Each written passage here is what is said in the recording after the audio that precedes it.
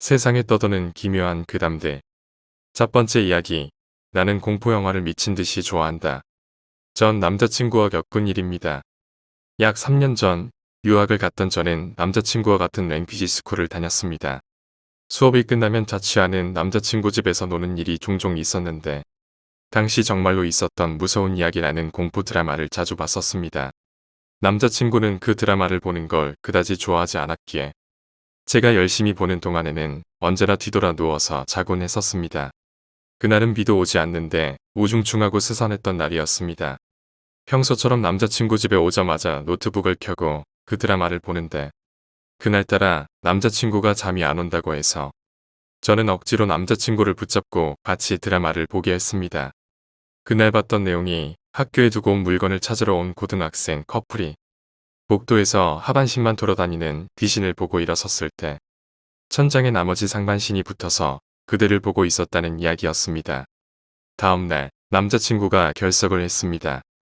방과 후 남자친구 집에 갔을 때 그때까지도 자고 있는 남자친구를 깨웠더니 새벽녘부터 가위에 눌려 제대로 자지 못했다는 변명을 늘어놓았습니다. 남자친구는 공포물을 보면 똑같은 귀신에게 가위에 눌리기 때문에 공포물을 보는 것을 늘 피했다고 합니다. 불행하게도 저와 만나면서 공포물을 하도 많이 본 탓에 가위에 눌린 적이 굉장히 많았다고 합니다. 그날 밤도 어김없이 가위에 눌렸는데 옆으로 돌아 누워있던 남자친구의 시야에 빨간 하이힐을 신은 발목이 들어왔다고 합니다. 겁이 난 남자친구는 있는 힘껏 몸을 돌렸는데 그날 본 드라마처럼 천장에 허리만 붙어있는 귀신이 남자친구를 향해 손을 휘저으며 남자친구를 잡으려고 애쓰고 있었답니다. 남자친구의 그런 체질을 알고 굉장히 미안했지만 그 뒤에도 종종 공포 영화를 보곤 했고 남자친구도 별다른 문제가 없는 듯 했습니다. 그리고 몇 달 후 남자친구가 귀국하면서 저희는 헤어지게 되었습니다. 어느 정도 시간이 흐른 뒤 저희와 친하게 지내던 쌍둥이 오빠들과 만나 술을 마시다가 우연히 전 남자친구에 대한 얘기가 나왔습니다. 그중 한 명이 제게 말했습니다. 이거 말해도 되는지 모르겠는데 헤어졌으니까 그냥 말해줘도 되겠지? K가 가위에 눌렸는데 천장에 허리가 딱 붙은 여자 귀신이 자기를 계속 잡으려고 하더래. 한참을 손을 휘적휘적거리다가 그 귀신 손이 K의 머리끝에 닿았는데 그 귀신이 입이 찢어지도록 웃더래. 그때 그 여자 얼굴을 보는데 오빠가 말끝을 흐리자 옆에 있던 다른 오빠가 한숨을 쉬면서 말을 이었습니다. 걔도 힘들었을 거야. 가위 눌릴 때마다 나타나는 귀신 얼굴이 자기 여자친구 얼굴이었으니까 어느 날부터 가위에 눌리면 제 얼굴을 한 귀신에게 계속 시달렸다고 합니다. 헤어지는 날까지 계속. 우리가 헤어진 이유가 그것이 아니기를 바랄 뿐입니다. 두 번째 이야기. 이상한 아이. 저희 작은 어머니께서 겪으신 일입니다. 여느 때와 같이 일어나셔서 5살인 사촌동생을 옷방으로 보내놓고서 집안일을 하고 계셨답니다. 그렇게 어느 정도의 시간이 흐른 뒤에 집안일을 다 끝마치신 작은 어머니는 사촌동생이 혼자 노는 소리를 들으셨답니다. 평소 작은 어머니나 작은 아버지 없으면 몇 분 놀다가 찡얼대는 아이가 어째서인지 그날은 이상하게 혼자 잘 놀더랍니다. 그런데 꼬마애가 혼자 노는 소리치고 조금 이상한 걸 느끼셨답니다. 마치 둘이서 놀고 있는 소리가 났다고 합니다. 옷방 문틈새가 살며시 열려 있었고 작은 어머니께서 그 틈으로 사촌동생을 몰래 봤더랍니다. 옷방 안에서 사촌동생이 인형을 가지고 놀고 있었고 그 모습을 본 작은 어머니께서는 착각하신 줄 알고서 뒤돌아서려 했는데 순간 사촌동생이 아무도 없는 허공에 대고 이번에는 내가 갖고 놀 차례야 라며 인형을 툭 던지더랍니다. 너무도 놀라신 작은 어머니께서 헐레벌떡 들어오셔서 사촌동생을 끌어안고 침착하게 물으셨다고 합니다. 당황한 모습을 보이면 사촌동생이 울까봐 침착하게 말씀하셨다고 합니다. 누구랑 그렇게 재밌게 노니? 꼬마애 있잖아. 얘가 나랑 놀아준대. 사촌동생이 대답하며 손가락으로 가리킨 곳에는 아무것도 없었다고 합니다. 순간 작은 어머니께서는 반신반의하시며 사촌동생이 가리킨 곳을 때리기 시작하셨다고 합니다.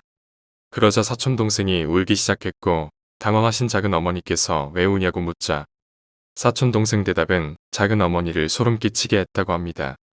엄마가 때려서 얘가 울잖아. 다행히도 엄마가 때려서 꼬마애는 사라졌다고 하고 그 후에는 사촌동생이 그 꼬마의 이야기를 하지 않았다고 하네요. 하지만 그런 생각이 듭니다.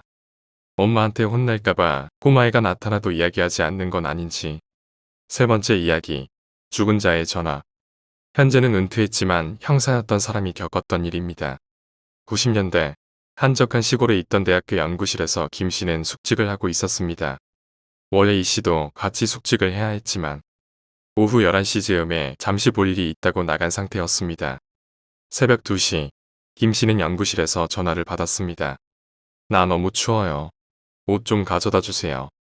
그리고 전화가 끊어졌습니다. 김 씨는 잠시 고개를 갸웃했지만 이 씨가 코트를 가져가지 않았고 새벽에는 날씨가 추웠기에 가져다 주기로 마음먹었습니다. 하지만 생각해보니 이 씨가 장소를 말해주지 않았기에 그는 계속 하던 일을 했습니다. 그로부터 30분 뒤인 새벽 2시 30분 다시 연구실에서 전화가 왔습니다. 김 씨가 받았습니다. 또 이 씨였습니다. 나 너무 추워요. 옷 좀 가져다 주세요. 다시 전화가 끊어졌습니다. 김 씨는 이제 슬슬 무서워지기 시작했습니다. 그래서 다음번에 전화하면 화를 내야지 라고 생각했습니다. 같이 숙직을 서는데 들어오지도 않고 밖에서 계속 장난 전화만 걸고 있었으니까요. 그는 다시 일을 시작했습니다. 그로부터 다시 30분 뒤인 새벽 3시 다시 연구실에 전화가 왔습니다. 김 씨가 받았습니다. 마찬가지로 이 씨였습니다. 나 너무 추워요. 옷 좀 가져다 주세요. 학교 뒷산 중턱 낡은 우물. 거기에 있어요. 빨리 와주세요. 나 너무 추워요. 김 씨는 전화기를 거칠게 내려놓고 투덜거리면서 코트를 집어들었습니다. 그리고 학교 밖을 나가 뒷산을 오르기 시작했습니다. 이 시간대에 이런 장난을 친 이 씨를 원망하면서 말이죠. 학교 뒷산은 생각보다 우거졌고 음산한 기운이 감돌고 있었거든요.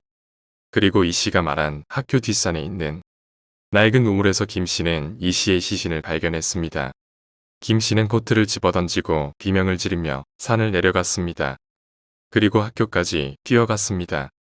그의 비명소리에 뛰어나온 경비에게 경찰을 외치며 혼절했습니다. 문제는 여기서 시작되었습니다.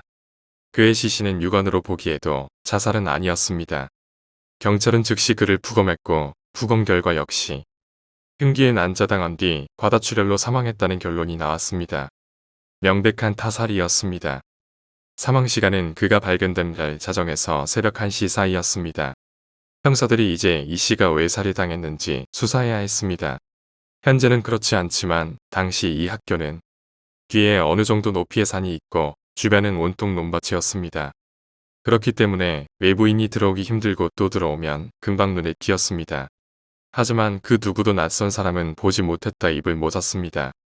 게다가 이 씨는 사생활이 담백한 사람이었고 결혼한 지 얼마 안 된 새 신랑이었기 때문에 내연의 관계도 없었습니다. 그의 지갑과 결혼 반지가 사라졌지만 그의 계좌에서 돈이 인출되지도 않았습니다. 제일 첫 번째로 떠오른 용의자는 같이 숙직을 선 김 씨였습니다. 그는 이 씨가 발견된 장소를 정확하게 발견했습니다. 그 뒷산은 앞서 말했다시피 우거졌고 사람들의 통행 역시 없어 만약 김 씨가 발견하지 않았다면 이 씨의 시신은 그곳에서 부패하여 자연으로 돌아갔을 겁니다. 또한 김 씨가 전화를 받은 새벽 2시는 이 씨의 사망 추정 시간으로부터 1시간이나 뒤였습니다. 이미 죽은 이 씨는 결코 전화를 걸 수 없었던 것입니다. 게다가 김 씨와 이 씨는 크진 않지만 몇만 원대의 돈 문제로 언쟁을 벌인 적도 있었습니다. 그는 완벽한 범인처럼 보였습니다. 그러나 김 씨는 완강히 혐의를 부인했습니다. 그는 분명 전화를 받았으며 돈 문제로 언쟁을 벌인 적 있지만 이 씨가 곧 돈을 갚기로 했고 몇만 원 때문에 사람을 죽이는 게 가당키나 한 일이냐고 반문했습니다. 경찰은 그 말을 믿지 않았지만 그의 주장에 허위를 밝혀내기 위해 통화 기록을 조회해 보았습니다. 놀랍게도 그 시간대에 연구실로 걸려온 전화 기록이 있었습니다. 새벽 2시, 새벽 2시 30분, 새벽 3시에 연구실로 전화가 걸려왔던 겁니다. 형사는 자신의 두 눈을 의심했습니다. 그래서 어디서 전화가 걸려왔는지 조사해 보았습니다. 형사는 여기서 한 번 더 경악했습니다. 그 전화가 걸려온 곳은 바로 이 씨가 발견된 그 뒷산이었던 겁니다. 그 뒷산에는 학교 측에서 예전에 쓰다가 이제는 버려지다시피 한 건물이 있었는데 그 건물에서 걸린 전화가 김 씨가 있던 연구실에 전화를 건 것이었습니다. 형사는 뒷산으로 달려가 그 건물로 들어갔습니다. 거기에 전화가 있었습니다. 하지만 전화는 코드가 뽑혀 있었습니다. 게다가 이 씨가 발견된 낡은 우물과 그 건물은 100m 이상 떨어져 있었으며 이 씨의 핏자국조차 남아있지 않았습니다. 이 씨의 시신 상태나 주변의 상태를 보건대 이 씨는 발견된 낡은 우물 근처에서 살해당한 것이 틀림없다고 검시인은 확언했습니다. 학교 측 역시 해당 건물과 전화는 사실상 쓰지 않으며 번호를 해지하려고 했으나 미처 해지하지 못해서 번호가 살아있었을 뿐 그 건물에 놓인 전화번호 숫자를 기억하는 사람조차 거의 없다는 사실을 확인시켜 주었습니다. 김 씨는 풀려났습니다. 하지만 이 씨를 죽인 범인은 잡을 수 없었습니다. 해당 사건은 미제가 되어 공소시효 만료가 되었습니다. 형사는 은퇴했습니다. 하지만 은퇴한 전직 형사는 조용히 이 사건을 곱씹어 보곤 한다고 말했습니다. 과연 연구실에 누가 어떻게 그 건물에 놓인 전화로 전화를 걸었는지, 어째서 춥다면서 옷을 가져다 달라고 간곡하게 부탁하였는지, 어떻게 이 씨의 시신이 있는 곳을 정확하게 지목하였는지, 그렇다면 과연 이 씨는 도대체 누가 죽인 것인지. 이 사건은 형사의 인생에서 그 누구도 설명할 수 없는 세 번의 사건 중 하나가 되었습니다.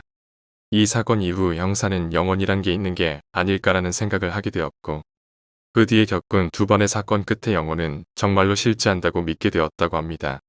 현재까지도 그 학교는 여전히 그 자리에 서 있지만 살해 현장이었던 산은 이미 깎여서 없어졌고 논밭이었던 그 주변엔 건물들이 들어섰다고 합니다.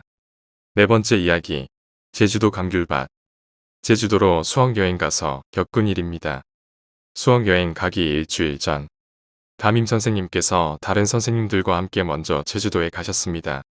제주도에 도착해서 다음날 새벽부터 등산을 가셨는데 아침부터 안개가 짙게 깔려서 시야를 확보하기 어려웠습니다. 6분이서 걷고 있었고 담임 선생님께선 마지막으로 오르고 있었습니다. 자욱한 안개 때문에 앞 사람들은 흐릿한 형상으로만 보일 뿐이었습니다. 한참 산을 오르는데 뒤에서 누군가 담임 선생님의 어깨를 툭 치고 재빠르게 올라갔습니다.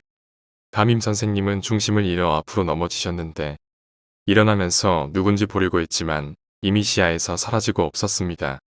중간 지점에서 휴식을 취하실 때 선생님께서 아까 어떤 녀석이 날 넘어뜨리고 갔는데 사과도 안 하고 올라갔네요. 라고 했는데 다른 선생님들은 자기 앞으로 지나간 사람이 없다며 새벽이라 우리 말고는 올라온 사람이 없다고 하셨답니다. 이윽고 기분 탓이려니 하시면서 식당에서 식사를 기다리는데 종업원이 공깃밥과 수저를 가지고 왔습니다. 그런데 뭔가 이상했습니다. 7개의 수저와 7개의 공깃밥. 저흰 6명인데요. 라고 묻자 종업원이 말했습니다. 6분이신가요? 여기 계셨던 여성분도 일행이신 줄 알고 착각했네요. 죄송합니다. 하지만 6분의 선생님 중에 여자 선생님도 안 계셨고 다른 여자분을 본 선생님도 없었습니다. 그리고 일주일 후 제주도로 수학여행을 갔습니다. 숙소 위치는 당연히 선생님께서 먼저 답사하신 곳 근처였습니다. 제주도에 도착한 날 밤 저와 친구들은 감귤을 서리하기 위해 2층 베란다에서 난간을 타고 내려갔습니다. 방에 있던 10명 모두 가려고 했지만 방장이 인원 보고를 해야 했기에 9명이 먼저 내려갔습니다. 감귤밭은 정말 넓었습니다. 넓은 밭 가운데로 사람이 지나갈 수 있는 좁은 오솔길이 있어서 저희는 한 줄로 길을 따라 가고 있었습니다. 저는 마지막으로 가고 있었는데 뒤에서 누군가를 저를 치고 가서 그대로 밭으로 넘어질 뻔했습니다. 조금 화가 나서 누구냐고 소리치려다가 말았습니다. 소리를 지르면 선생님한테 발각되기 때문입니다.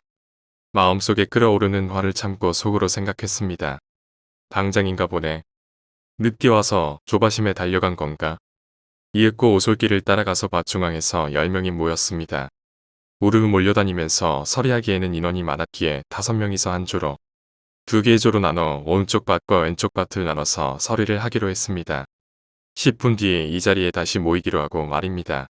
그리고 10분 뒤 모이기로 한 곳으로 오니 모인 건 9명이었습니다. 누가 없나 보니 방장이 없었습니다. 혹시 길을 잃어버린 게 아닐까 하고 밭을 돌아다니며 찾았지만 아무리 찾아도 없었습니다. 울상이 된 저희는 혹시나 하는 마음에 서둘러 올라가서 숙소 방을 열었습니다. 어이없게도 방장이 다른 애들과 마피아 게임을 하고 있었습니다. 진짜 미안하다. 내가 아까 가려고 했는데 게임에 너무 빠졌었나봐. 정말 미안해. 방장이 처음부터 오지 않았다는 것입니다. 그럼 아까 절 밀치고 간 사람, 그리고 밭에 있었던 10번째 사람, 그 사람은 누구였을까요? 그러고 미 어두워서 그 사람의 얼굴이 기억나지 않은 것 같습니다. 그런 의문을 뒤로하고 일단 서리해온 감귤을 꺼내기로 했는데 각자 배낭 안에 검은색 비닐봉투에 가득 들어있는 귤을 꺼내면서 아무 말도 하지 못했습니다. 두 개의 조 중 오른쪽 밭을 서리한 아이들의 봉투에는 귤들이 제대로 있었지만 방장이라고 생각되었던 사람과 같이 왼쪽 밭을 서리한 아이들의 가방에는 봉지에 쌓여진 귤 외에 이상한 귤이 하나씩 더 있었습니다. 그 귤은 저희가 서리한 곳이 아닌 다른 곳에서 딴 것처럼 크기가 더 컸고 거칠고 급하게 딴 것처럼 초록색 이파리와 부러진 가지가 매달려 있었습니다. 왼쪽 밭을 서리한 4명의 배낭에만 그 귤이 있었습니다. 아무도 그런 귤을 딴 적도 없고 보지 못해서 놀랬습니다. 과연 누구였을까요? 지금 생각해도 조금 무서웠던 기억이지만 왠지 그 귤은 다른 귤보다 더 달고 맛있던 것 같습니다. 오늘 이야기는 여기까지입니다. 오늘 이야기가 재미있으셨다면 구독과 좋아요, 댓글 부탁드립니다. 댓글은 저에게 큰 힘이 됩니다. 감사합니다.